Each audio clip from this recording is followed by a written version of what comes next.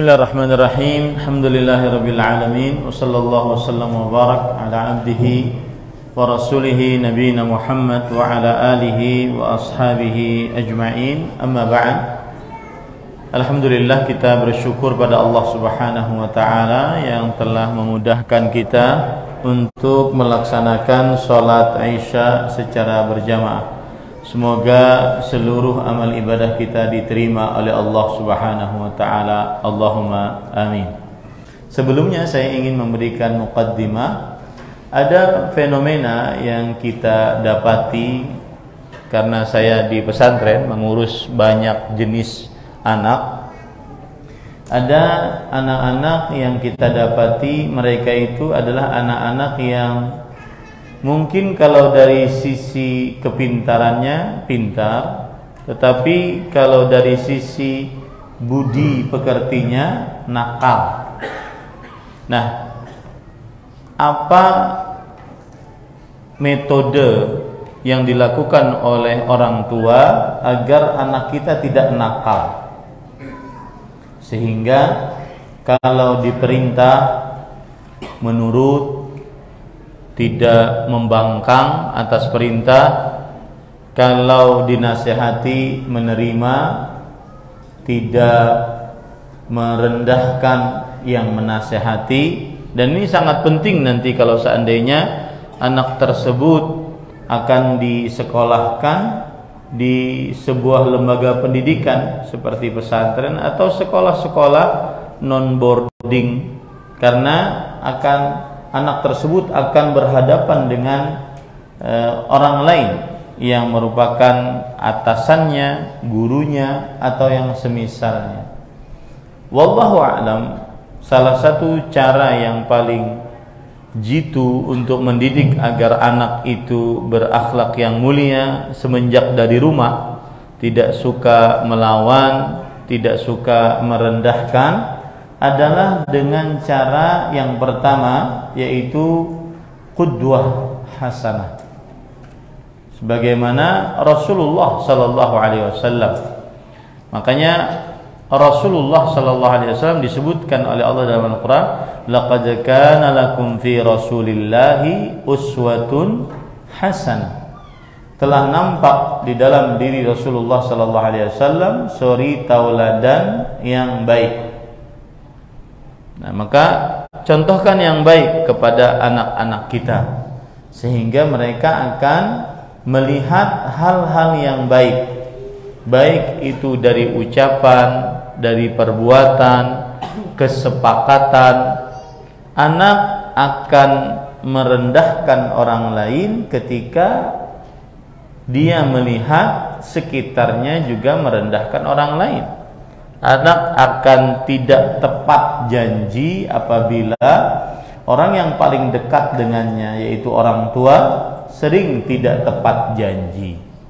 Anak susah untuk mengatakan mohon maaf, terima kasih, jika berkenan. Susah jikalau memang orang tua di rumah tidak mengajarkan hal tersebut, tidak mengajarkan untuk minta maaf, tidak mengajarkan untuk terima kasih, jazakallahu khairan, tidak mengajarkan untuk jika berkenan, lau samahta, ya, dalam bahasa Arabnya.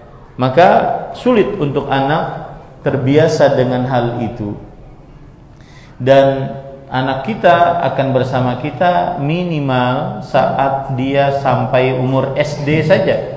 Setelah itu dia keluar, baik itu dia dipesantrenkan ataupun ke lembaga-lembaga pendidikan yang boarding, sehingga dia lebih terjaga. Ini masukan tadi dari yang jemput saya kepada Yayasan Cahaya Sunnah, ya, yang ada di sini, Cahaya Islam atau apa, pokoknya yayasan yang mengurus, yang membawahi di Masjid Al-Amin. Karena kita bertekad untuk membangun sebuah sekolahan, mudah-mudahan Allah memudahkan, yaitu sekolahan untuk para perempuan di zaman sekarang. Makanya di Balikpapan tema saya adalah anakku sudah tidak perawan. Karena saya melihat fenomena yang sangat luar biasa di zaman sekarang.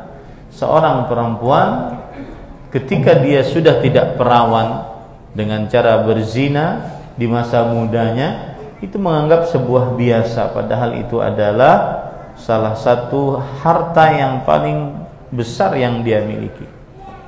Maka kembali ke permasalahan tadi, agar anak kita tidak nakal, menerima saat dinasihati, tidak membangkang, tidak merendahkan orang yang menasihati, maka buatlah di rumah kita yang mana anak itu akan bersama kita pada golden time-nya, pada waktu-waktu emasnya, yaitu saat dia mulai dari umur 0 sampai umur 12 tahun.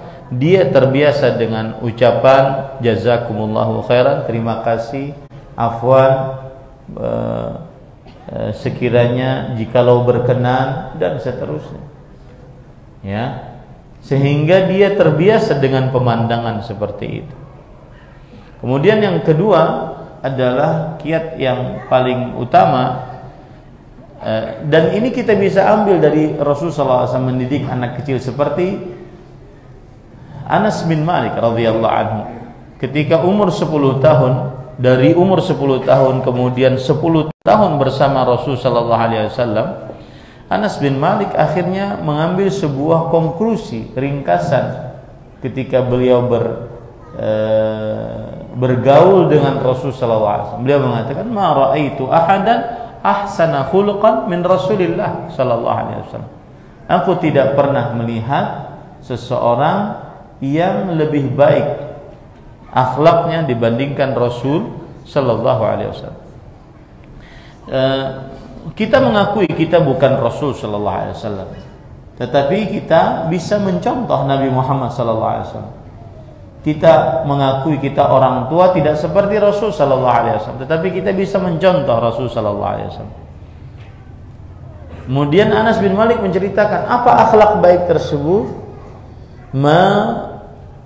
Daraba Rasulullah sallallahu alaihi wasallam khadiman wala imra'atan yamlikuha. Rasul sallallahu alaihi wasallam tidak pernah memukul anak yang dia miliki ataupun perempuan istri yang dia miliki, meskipun di dalam sabda-sabda Nabi Muhammad SAW yang lain diperbolehkan untuk memukul, untuk memberitahukan bahwa kamu ini salah nak dengan pukulan tersebut. Itu pun pukulan yang tidak menyakitkan.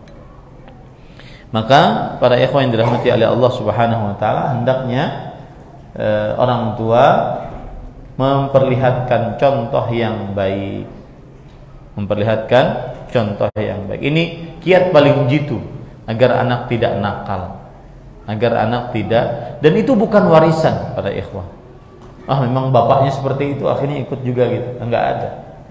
Kalau dididik dengan baik, insya Allah dia tidak kenal kecuali kebaikan. Karena anak kita ini bagaikan kertas putih yang terserah kita menuliskan padanya apa saja. Ya, wallahu a'lam.